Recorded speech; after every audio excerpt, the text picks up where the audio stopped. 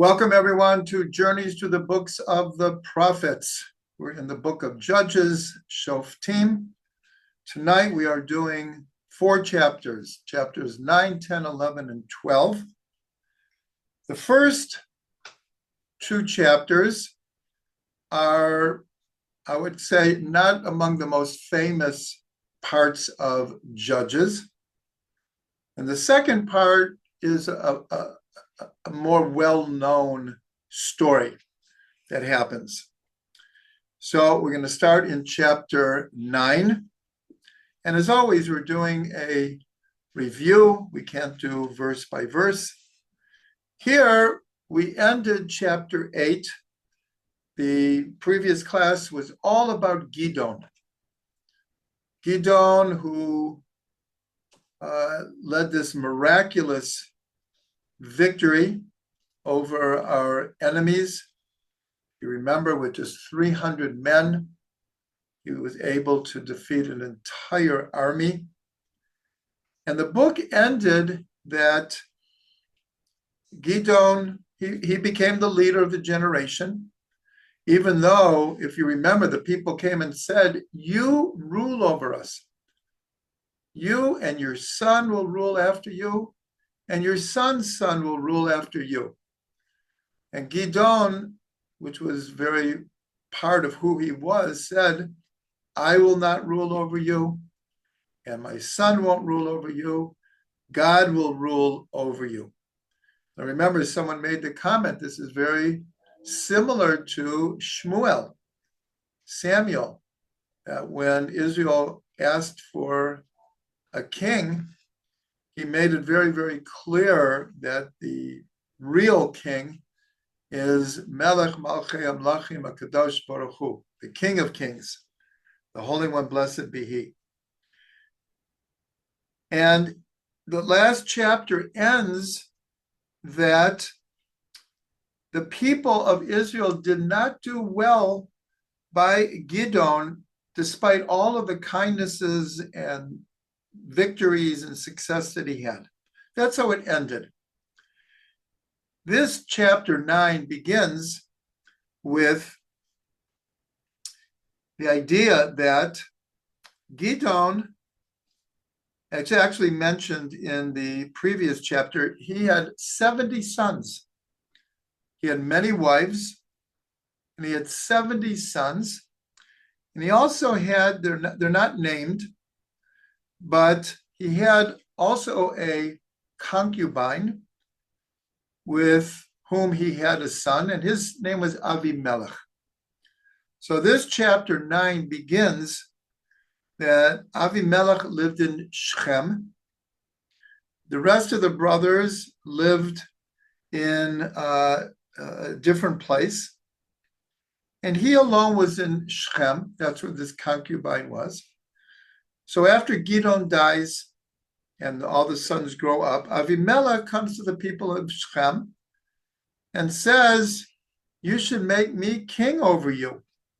I'm from Shechem. Why would you turn to any of the 70 sons of Gideon? I'm your flesh and blood. I'm from Shechem." So the people agreed, and they made Avimelech king over them, and they gave him 70 pieces of silver or gold. And I have to say, this is a very horrible thing that happens. Avimelech took that money and he hired, we'll call them assassins for hire. And he and this unruly group went and they killed all 70 of Gideon's sons. It's a terrible incident. They had done nothing to him, but he obviously had an insatiable desire to rule, and he kills all of the sons of Gideon except one who hid away. He would have killed him also. And his name was Yotam. So starting in approximately verse 6, Yotam goes and he stands on Har Gerizim. Now we've talked about these two mountains many times, Har Eval and Har Gerizim. This is where the blessing and curse was pronounced when Israel came into the land. Yeshua led them because in the book of Devarim, it says that when you enter to the land, you should go to these two mountains and you should renew the covenant with God. And they did so through an elaborate ritual of pronouncing blessings and curses. All the curses were pronounced in Har Eval and the blessings in Har Gerizim. Now it turns out that the city of Shechem sits under, right next to these two mountains. So Yotam, who is the only son of Gideon who is left, he goes to Har Gerizim, overlooking the city of Shechem, and he pronounces a parable. And the whole parable is written out here. And the parable is something like this, that all the trees wanted to anoint a king over themselves. So they came to the olive tree and said, "You should rule over us." And the olive tree said, "I have it so good. Why should I bother ruling over you? I'm perfectly happy the way I am." Then they went to a fig tree. Again, this is a parable. And Yotam obviously is saying this in a very loud voice to the people of Shechem who have anointed Avimelech, who just went and slaughtered all of the sons of Gideon. And in the parable, they come and say to the trees say to the fig tree, "You rule over us." The fig tree says, "My fruit is so sweet. Why should I bother ruling over? I'm perfectly happy the way I am." And then it comes to a grapevine. "Grapevine, you rule over us." And the grapevine says, "Why should I leave the wine that I make to take time to rule over the other trees?" And then Yotam says that all the trees came to a bramble bush, like a thorn bush, not even like an established tree, a thorn bush, and said, "You reign over us." And so here Yotam says, the bramble bush answers back and says, "If you want me to be king over you, and you put your trust in me, then all will be good. And if not, from the bramble bush will come out a fire and destroy all of you." So here, this is a parable. So he continues and he says, if you have made Avimelech king over you, and you've sworn your loyalty to him, and you have ignored what my father Gideon did for you. He saved all of Israel. And here you've put your faith in Avimelech. And I'm telling you that a fire is going to come out of this bramble and destroy all of you. And Yotam ran away. So they couldn't catch him.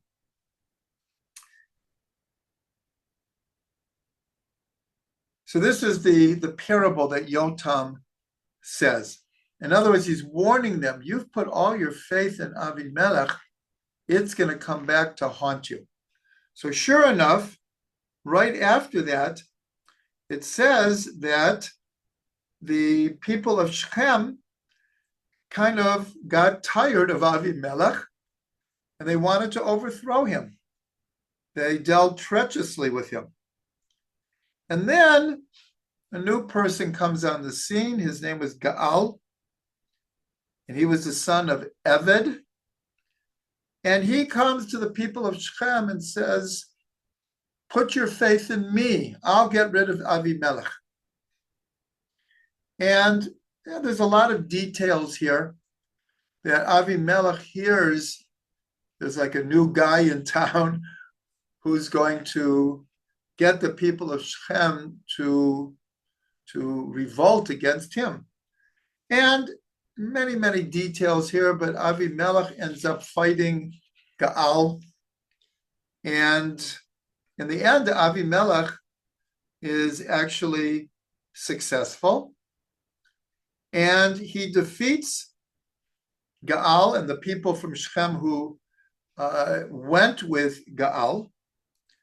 And then Avimelech is back on top now. At first, the people of Shechem wanted to overturn him. But here, he was on top. And then he goes back to Shechem, and the people who had rebelled against him went into this tower, and Avimelech sets the tower on fire, and it says 1,000 men and women died. And then Avimelech went to a different city, and here he also caught the people in a tower. And here again, he was going to burn them all alive. And it says that a woman who was on the top of the tower pushed over a stone. It fell on Avimelech, and it didn't kill him, but it injured him to the point that he understood that he might not live. And so Avimelech turned to one of his weapons bearer, and he said, put a sword through me, so people won't say that Avimelech was killed by a woman. So here, this reminds us of two different things. A few chapters ago in the whole story of Devorah, when Barak said, I won't go to war without you, Devorah. And Devorah said, I'll go, but it won't be good for your reputation that you were afraid to fight the war without me. And then, of course, it was Yael who finished off Sisera. But it also reminds us of the story that eventually we'll get to, when Shaul is defeated in battle by the Philistines, and he is mortally injured, and he asks that his arms bearer also puts a sword through him. But here, it had nothing to do with a woman. He didn't want to be captured. He's the king. And he felt it would be very, very embarrassing, shameful, negative for the Philistines to capture the king of Israel. And so he asked to put a sword through him. Over there's a whole discussion. Was that permissible? Or was that a form of suicide? When we get there, we'll discuss it. So anyways, Avimelech dies, and it just ends by saying this whole incident.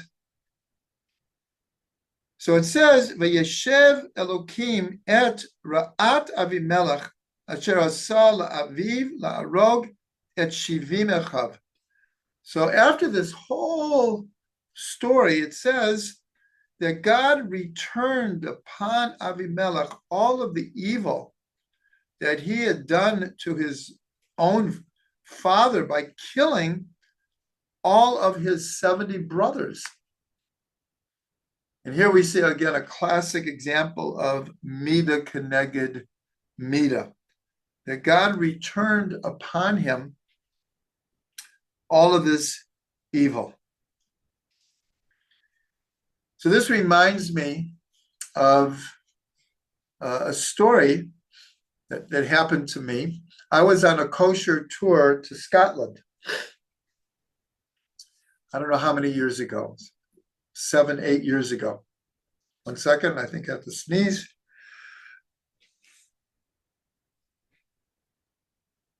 Nope, I was spared. We were in Scotland, and we had a tour guide, and he knew his history of Ireland and Scotland very, very well. He knew all the kings and all of the escapades and all the revolts, and which king killed that king and which king's son rebelled against his father. And there were a lot of intrigue. And I remember at one point, one of the people made a negative comment, like look at this twisted history. Everyone is killing everyone else. Everyone's revolting against everyone else. And so someone piped up and said, didn't anyone learn Tanakh? Didn't anyone learn the Book of Judges? We shouldn't judge so quickly. When you read the Book of Kings, how many inner civil wars there were in Israel. And here, this is really a terrible incident here with Avimelech. He's not the most sympathetic person, yet it's recorded in the Book of Judges. And what we can learn from this is Jewish tradition, Jewish text from the Chumash through the prophets, throughout history, the Gemara, they're very honest. You might think the Tanakh is a holy book. Why would we put in the story about Avimelech? It was really a terrible thing that happens here. We learn something from Yotam, but this just tells us that the Tanakh is honest. It has its high points, it has its low points, but we're meant to learn from everything, the good and the bad. If you remember, I'm not sure I mentioned it, but going back a few judges was Ehud. If you remember Ehud, he had a injured right arm, and it was obvious. And so he had this whole plan that he hid a sword. It was more like a knife. And he went into the enemy king pretending that he had a gift for him. It could have been that he was bringing taxes, but he made it that he was bringing a gift. And so he was allowed in to see the king. And when he approached him, he said, I have a word for you from God. And the text says that Eglon, he got up out of respect, because Ehud said, I have a message from God. And Eglon gets up. So later the sages say that there is something to learn from everyone, or in the context of what I'm trying to say, from every story in the Tanakh, there is what to learn. And so here it says that because Eglon showed tremendous respect, we could even learn from a evil king the respect that he showed to God, that he got up. And so this is part of a whole idea that in our prayers, at different junctures, when we say things which are called Devarim Sheba Kedusha, that you need a minyan to say, that many people have the custom to always stand up during the things like Kaddish or Baruch Hu or Kedusha, different parts of the service. Not everyone does this, but even from an evil king, we have what to learn. So I'm just mentioning it because this was not a very nice story. But here we see this deep metaphor or parable that Yotam says, and it ends with God saying that eventually Avimelech got back all the evil that, not all of the evil, but he was paid back for the evil that he did. The next is a very short passage, but it mentions who became the leader of Israel after that, who was the next judge. So here it just says quickly, we don't know very much about them, but it mentions that Tola, the son of Puah, the son of Dodo, from Yisachar, he became the judge, and he judged for 23 years. And it's interesting because this is a name that we don't really recognize that much unless you're like an expert in the book of Judges. And then after that, there is a name that's very popular in Israel, is Yair.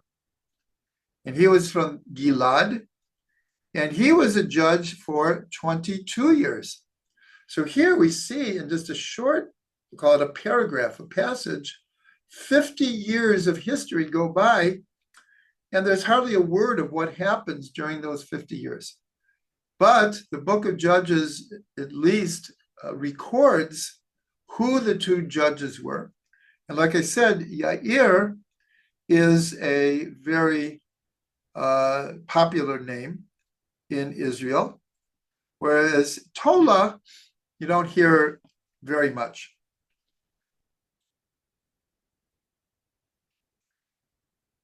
Okay, now we move on to a different story. 50 years have gone by, and it starts off with the same dynamic. Here we are we're now in the 10th chapter, in the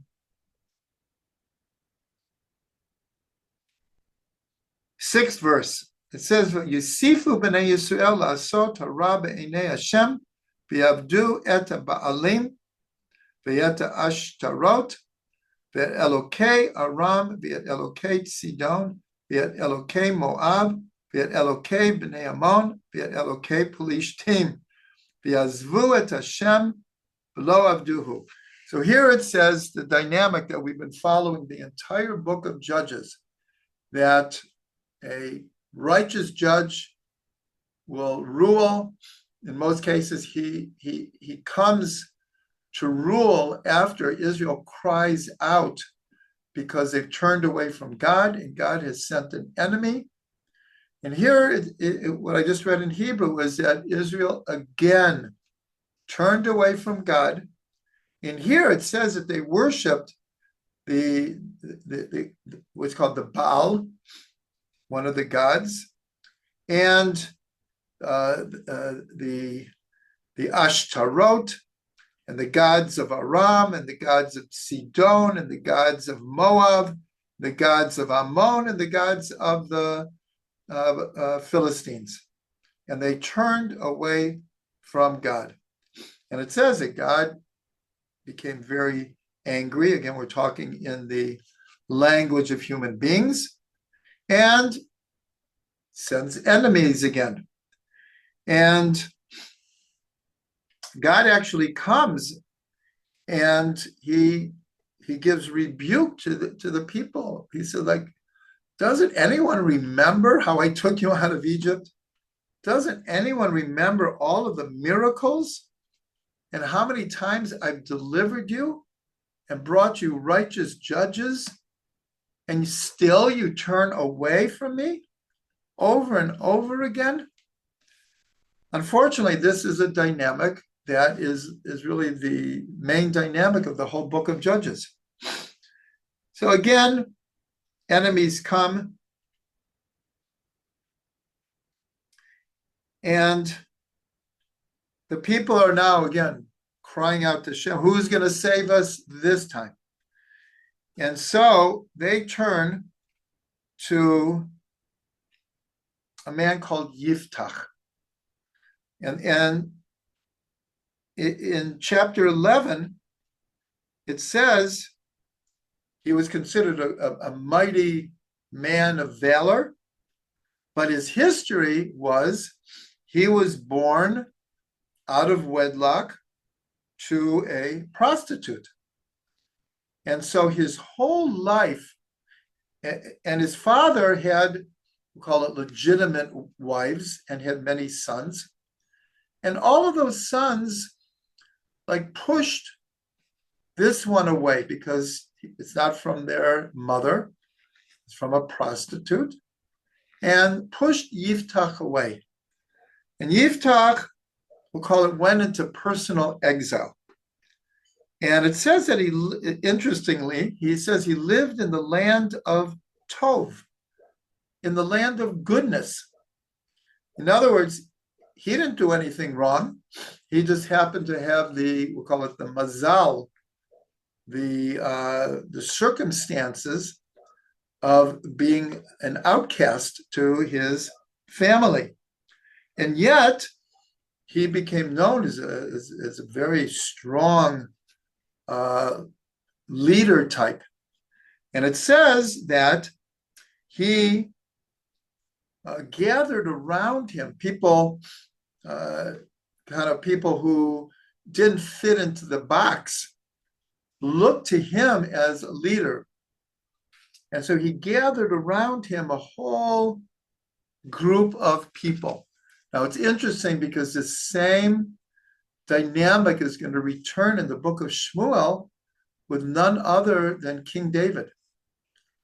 That King David, we'll get to the story, I'm not going to go into it now, but King David, before he was king, he was an outcast from his family.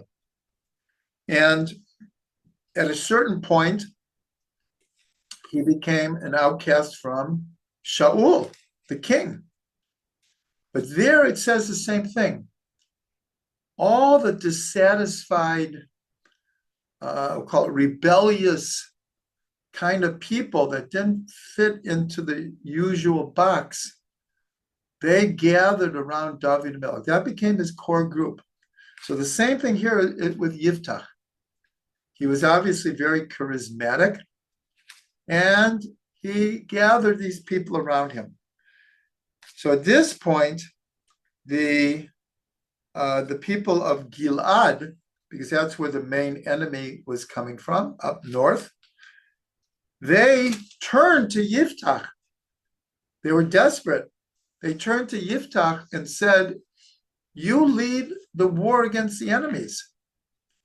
And Yiftach says to them, all of a sudden you're turning to me? My whole life you've treated me like an outcast. All of a sudden you need me? And the people said, yes, we need you. And Yiftach said, well, if you need me, then if I fight this war and I'm successful, I will become the leader. And they agreed. They agreed that if Yiftach can pull off a victory here, he'll become the leader. So here we're in chapter 11.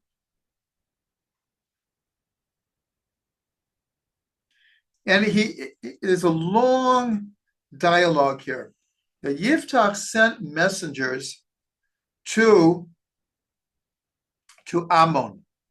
That was the main enemy right now.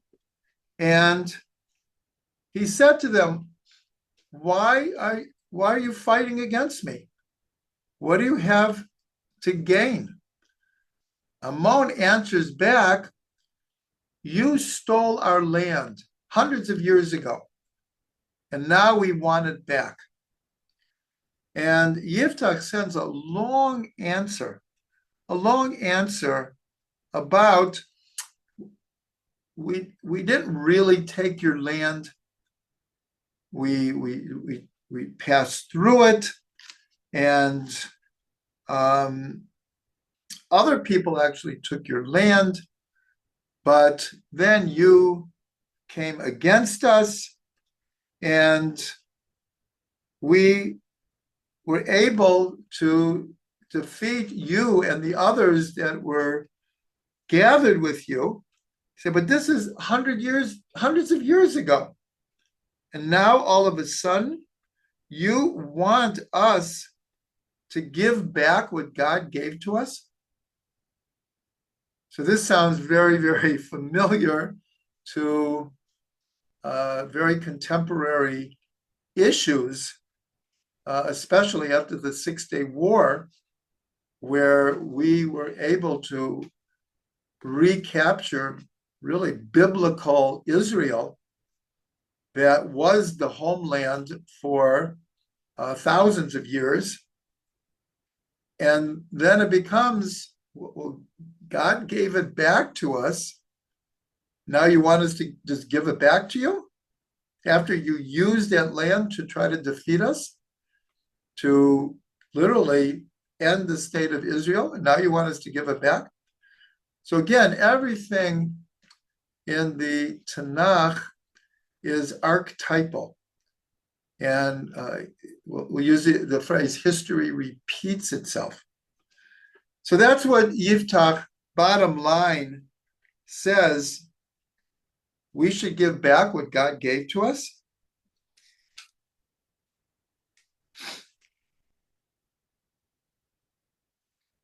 And so before he went to war, so this is in around verse 30. So this is a very, very important part of the story here. So it says, Vayidar Yiftach neder. This is verse 30, chapter 11. Vayidar Yiftach neder Lashem. Yiftach made a vow to God. V'yomer, im naton titen et bnei Ammon biyadi. If you give over the children of Ammon into my hand, in other words, if I can defeat Ammon, v'haya hayotze asher yetze mildalatai beiti likrati b'shuvi b'shalom mibnei Ammon v'haya lashem ba'alitehu olah. So Yiftach says, so when I come back after this victory, whoever comes out of the doors of my house to greet me, I will offer it up as an offering. Now, it's obvious what Yiftach had in mind. He lived out in the country. Here, it's not clear it means literally his house, but he was surrounded with animals. And in those days, it was typical to show thanks by bringing an offering. And so here he says the first thing, meaning the first animal that runs towards me when I come back, I will offer up that animal in thanks. He goes off to war. He is successful. And then in verse 34, so it says, Vayavo Yiftach HaMitzpah El Beito. So Yiftach is returning to his house in Mitzpah. V'hinei bito yitzei likrato betupim u'mecholot v'rak hi yechida ein lo mimenu ben obat. So what happened? He's coming back to his house, his ranch, his area, and his daughter comes out of the door with drums and tambourines to greet him in great joy. He's this hero. He just defeated the enemy after years of oppression. And so she is so proud of her father. So she comes out to greet him. So it continues. Vayehi kira'oto ota, but when he saw her, vayikra et bigadav, he tore his clothes. Vayomer aha biti hachriya hikratani ve'et hayiti be'ocharai ve'anochi patsati pi el Hashem v'lo chalashuv.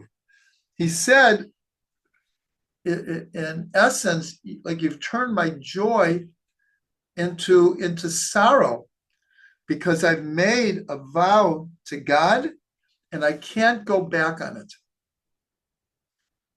So here we have it's very hard what to say, a weird situation, a crazy situation that in Yiftach's eyes, he's now stuck by this vow he made, and he thinks he has to, as it were, offer up his daughter as an offering. So his daughter says to him, if you have made a vow, so you have to do what you promised, because you were successful. You said, if I'm successful and I can defeat Ammon, you made a vow to God that I will offer up the first thing that I see. And so she says, but do me a favor.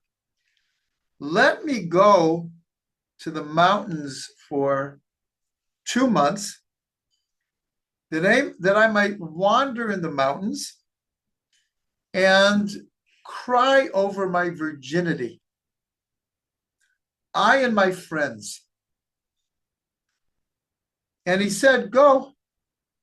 He said, go. And he sent her away for 2 months. As I said before, this whole story is again, it's hard to come up with the right adjective. It's a strange thing that's going on here. We're obviously going to try to understand it. And she came back after 2 months, and it says, the words are, so it says, Vayi miketz Shnaim Chadashim, after 2 months, V'teshev el avia, she returned to her father. V'yasla et nidro, and he did according to his vow, asher nadar, that he had vowed to God. V'hi lo yada ish v'tehi chok b'Yisrael, and she never got married. She knew no man. Miyamim yamima telechna benot Yisrael letanot lebat Yiftach hagiladi arba yamim b'shana. And it says, after this whole incident, that it became a custom in Israel that women, daughters, would mourn yearly for the daughter of Yiftach 4 days in the year. Just like today we have fast days to the destruction of the temple, there was a custom for not clear how long, but women would mourn over the daughter of Yiftach. Now, most people understand, even though there is actually an opinion that one of the opinions is he actually offered her up. He killed her. He fulfilled his vow.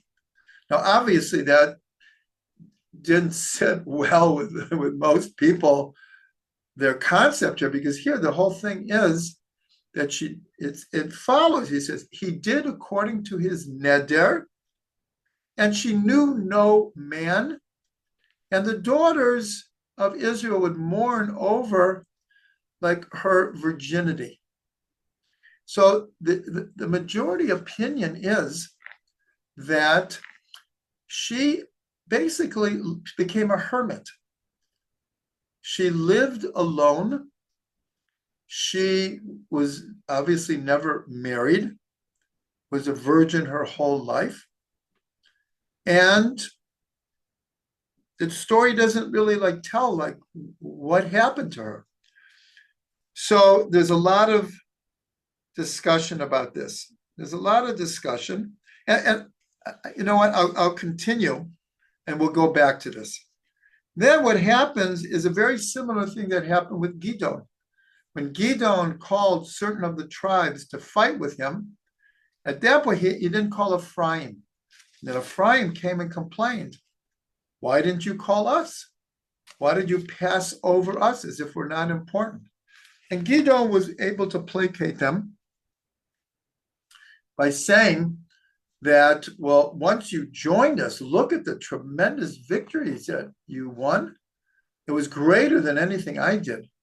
So here we saw that Gideon was very humble, and he made himself very, very small in the eyes of the tribe of Ephraim in order to maintain peace.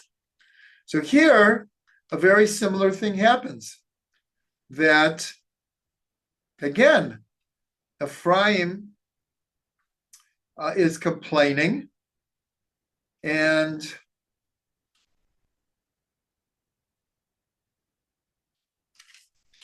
but this time he just incorporated them into the army, and they go on and they are able to defeat all of their other enemies.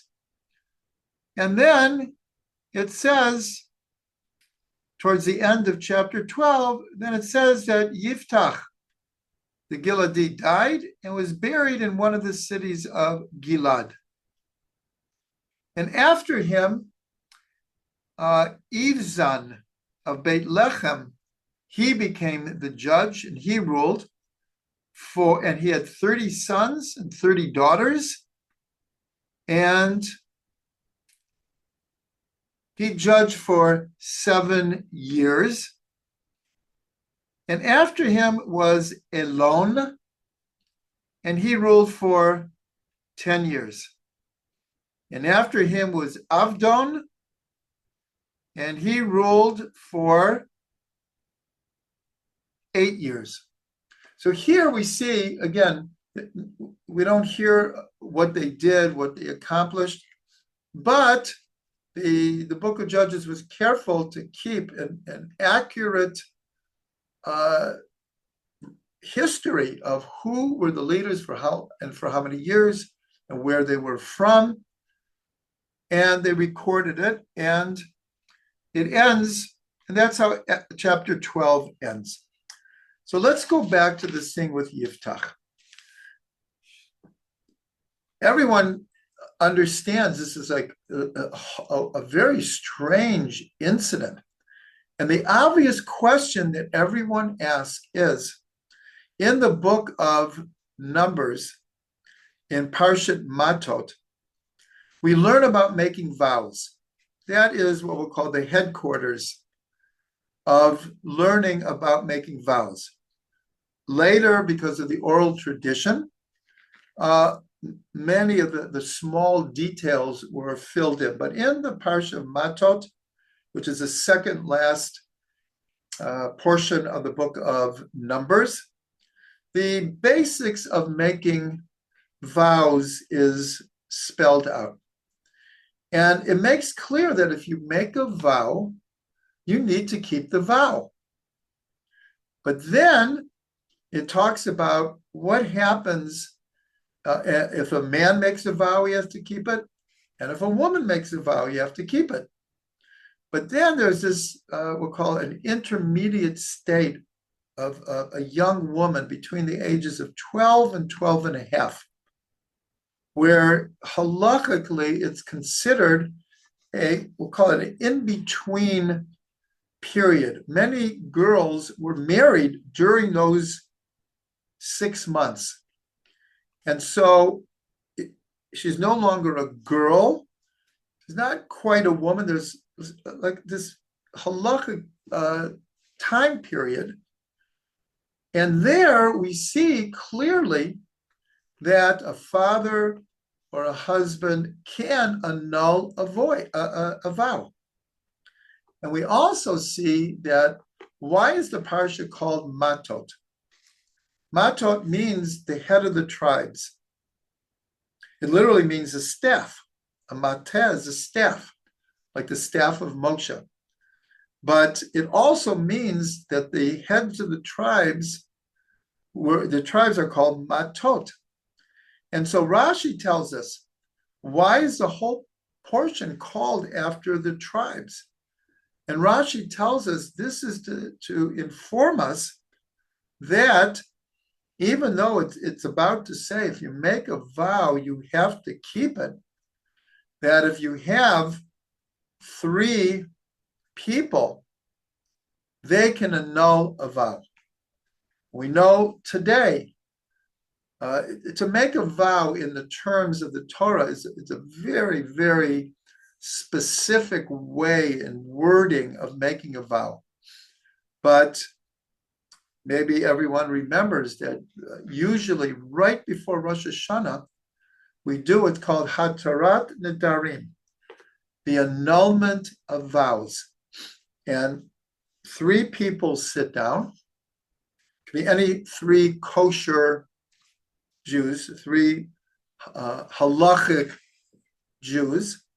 And you read this whole long thing that if I, by mistake, made a vow that I didn't realize I was making a vow, or I made a vow and I later regretted it, or like I said, I didn't even realize that I made a vow. I didn't say beli neder.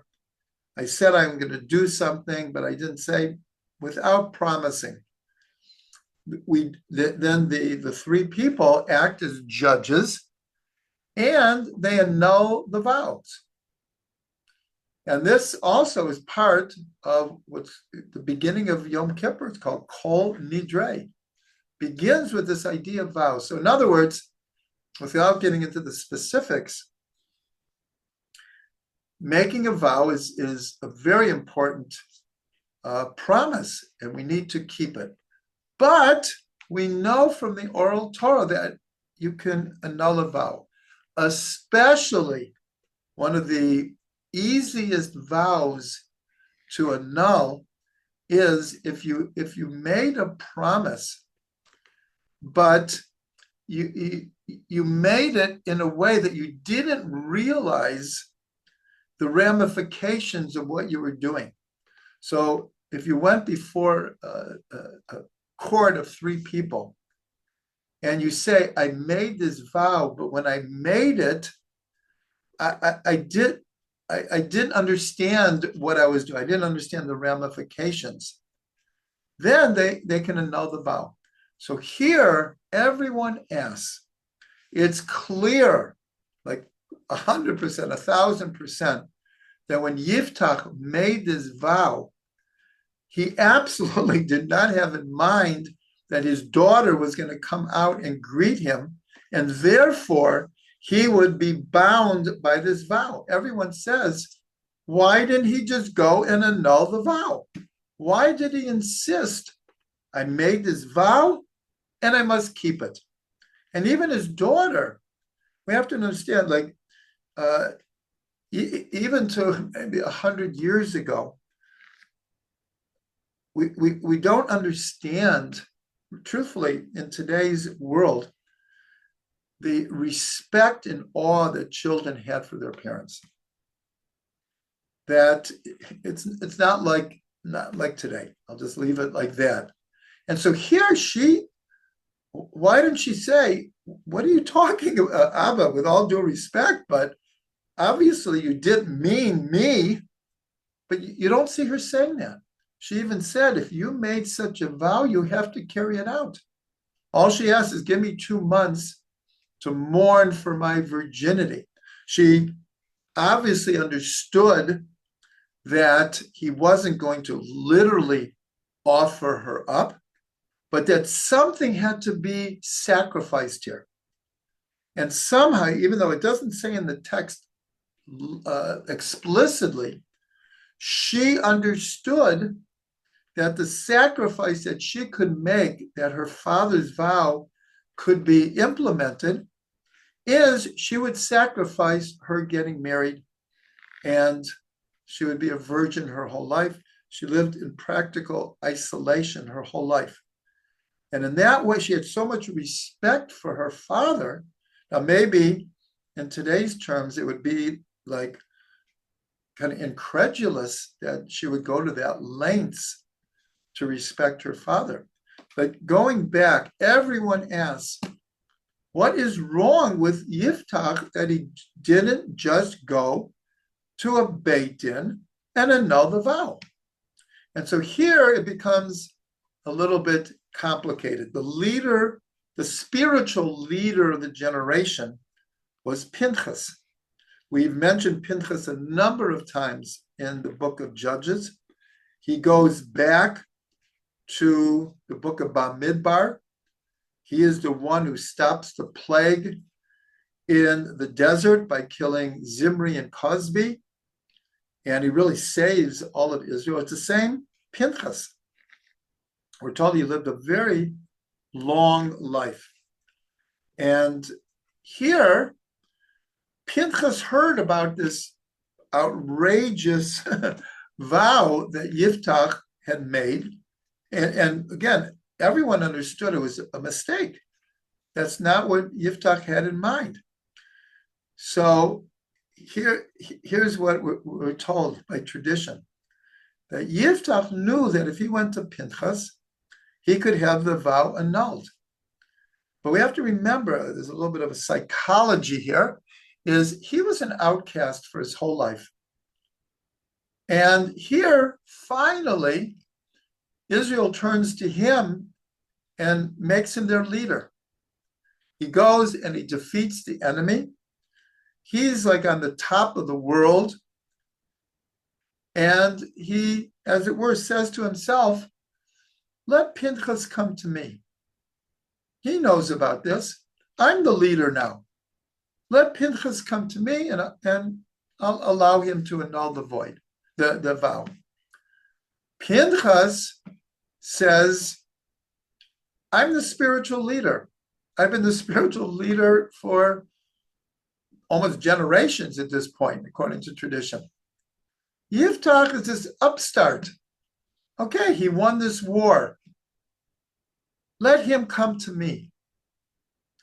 And we're told that because of their obstinance, their pride, their stubbornness, neither one would go to the other one. And it was like Yiftach was, well, if he won't come to me, I'm not going to go to anyone else. Why should I go to just any old person to annul this vow? I'm the leader now. And Pinchas also had his pride. Let him come to me. The spiritual leader of Israel should not go to someone like Yiftach. And we're told here, all it says is Yiftach died and was buried. According to tradition, he became so sick after this. However, we understand that his limbs started falling off his body. Limb by limb, finger by finger, again, a little bit not a pleasant thing, that literally he started to what we'll call fall apart, literally, until he died. And Pinchas also died shortly afterwards. And the sages tell us that both of them were terribly wrong in their attitude. And that here, Yiftach's daughter paid the price. And again, maybe in today's terms, we could even question that she went along with this. But let's try to look at it in a positive sense of the great respect that she had for her father. And she wouldn't have even thought of going against him. Again, in today's terms, we would question that. We would say, maybe we should learn something different from this story. And that would be legitimate also. But so here we have a very complicated story with a lot of psychology behind it. And we should learn the terrible cost of pride. In this case, both of them died because of this. The tradition makes it clear that they both paid the price for their abstinence. So that brings us through chapter 12. And next week, we begin the story of Shimshon, the story of Samson, one of the most intriguing stories, not only in the book of Judges, but in the entire Tanakh, the whole story of Shimshon, which goes over many chapters. It's not clear that we'll do it in one class.